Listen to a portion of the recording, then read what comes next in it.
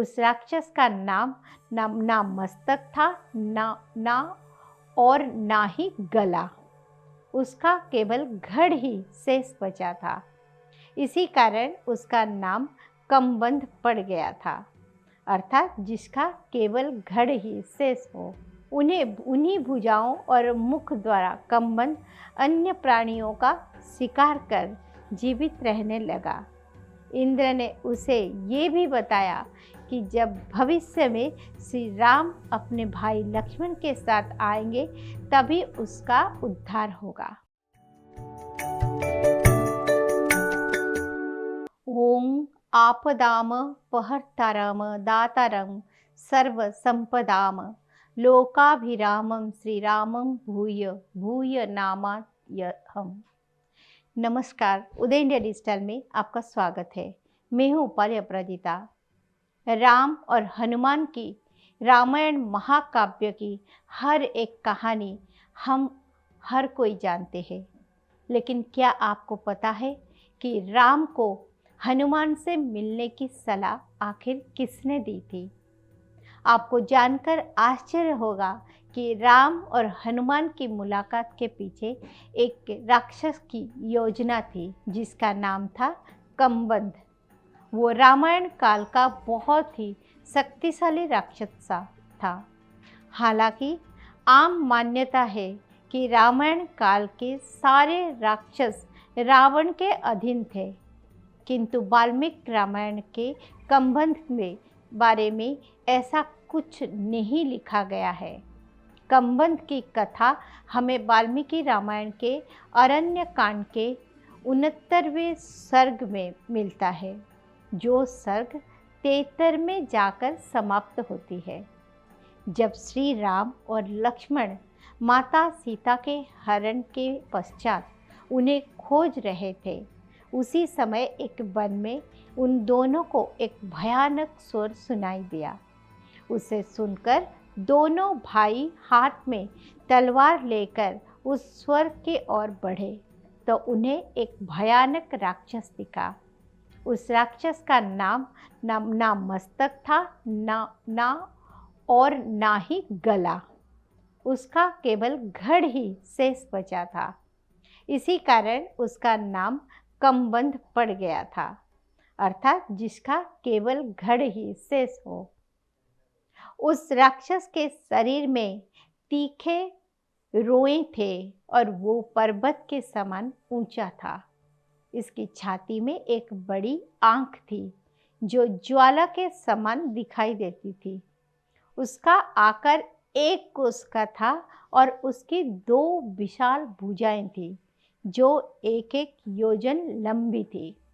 उन्हीं भुजाओं से वो वन के पशु पक्षियों को पकड़ लेता था और उन्हें अपना आहार बना लेता था। जब दोनों कमबंध के सामने आए, उसने अपने लंबी भुजाओं से श्री राम और लक्ष्मण को पकड़ लिया। इससे श्री राम तो व्यथित नहीं हुए, किंतु लक्ष्मण पहले ही माता सीता के हरण से दुखी थे और अब इस प्रकार का संकट आया देखकर वे बड़े दुखी हो गए। उन्होंने निराश भरे स्वर में श्री राम से कहा कि भैया देखिए, मैं इस राक्षस के बंधन में पड़कर विवश हो गया हूँ। आप मुझे इस राक्षस को भेंट कर अपने बाहुबल से इसकी बंधन से मुक्त हो जाइए। मुझे विश्वास है कि आप शीघ्र ही भाभी को प्राप्त कर लेंगे। जब आप वापस लौटकर सिंहासन प्राप्त करेंगे तो मेरा सदा स्मरण करते रहिएगा। तब श्री राम ने लक्ष्मण को ढाढ़स बंधाते हुए कहा, हे वीर, तुम इस प्रकार निराश ना हो। तुम्हारे जैसे महावीर इस प्रकार विषाद नहीं किया करते। श्री राम द्वारा ऐसे बात सुनकर लक्ष्मण ने उत्साहित होते हुए कहा कि भैया, इस राक्षस का बल इसके भुजाओं में दिखता है। इससे पहले ये हमें अपना आहार बना ले, हम दोनों को अपने तलवारों से इसकी भुजाओं को काट डालना चाहिए। उन दोनों को इस प्रकार बोलता देखकर कमबंध ने दोनों को खाना चाहा, पर उससे पहले ही दोनों भाइयों ने कमबंध के दोनों हाथों को काट डाला। श्री राम ने कमबंध की दाहिने और लक्ष्मण ने उसकी बाएं भुजा काट डाली। भुजाएं कट जाने पर कमबंध भूमि पर गिर पड़ा और फिर उसने दोनों से उनका परिचय पूछा। तब लक्ष्मण ने श्री राम और स्वयं का परिचय कमबंध को दिया। ये जानकर कि स्वयं श्री राम वहां आए हैं, कमबंध ने प्रसन्न होते हुए कहा कि मेरी दोनों भुजाएं मेरे लिए बंधन थी, अच्छा हुआ आपने इन्हें काट दिया। ये सुनकर श्री राम ने आश्चर्य से कमबंध का परिचय पूछा। तब उसने अपनी कथा बताई।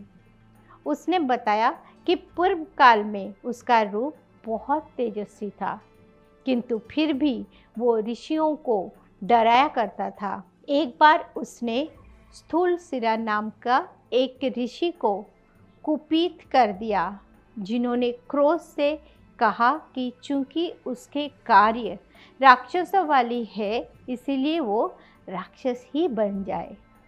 उनके श्राप से वो तत्काल राक्षस बन गया। तब भयभीत होकर उसने स्थूलशिरा से क्षमा याचना की। तब उन्होंने कहा कि भविष्य में जब कोई उसके दोनों भुजाएं काट देगा, तब वो इस श्राप से मुक्त हो जाएगा। फिर कमबंध ने आगे बताया कि राक्षस बनने के बाद उसने ब्रह्मा जी की घोर तपस्या की और उनसे दीर्घजीवी होने का वरदान प्राप्त कर लिया। उसी वरदान के अभिमान में उसने देवराज इंद्र पर आक्रमण किया। उस युद्ध में इंद्र ने उस पर 100 धारों वाली महान वज्र से प्रहार किया। उसके भीषण प्रहार से उसका मस्तक और निचला हिस्सा उसके शरीर में ही घुस गया। बाद में कमबंध की प्रार्थना पर, चूंकि उसे ब्रह्मा जी से दीर्घजीवी होने का वरदान प्राप्त था, इसीलिए इंद्र ने उसका वध नहीं किया। तब उसने इंद्र से कहा कि हे देव, आपने अपने वज्र की मार से मेरी जांघें, मस्तक, मुख सभी तोड़ डाले हैं। अब मैं आहार कैसे करूँगा और उसके बिना दीर्घ काल तक कैसे जीवित रहूँगा। तब इंद्र ने उसकी भुजाओं को एक एक योजन लंबा कर दिया और उसका पेट में ही एक मुख बना दिया। उन्हीं भुजाओं और मुख द्वारा कमबंध अन्य प्राणियों का शिकार कर जीवित रहने लगा। इंद्र ने उसे ये भी बताया कि जब भविष्य में श्री राम अपने भाई लक्ष्मण के साथ आएंगे, तभी उसका उद्धार होगा। तब कमबंध ने श्री राम से कहा कि आप निश्चित ही श्री राम ही है, क्योंकि मैं और किसी के हाथों से नहीं मारा जा सकता था।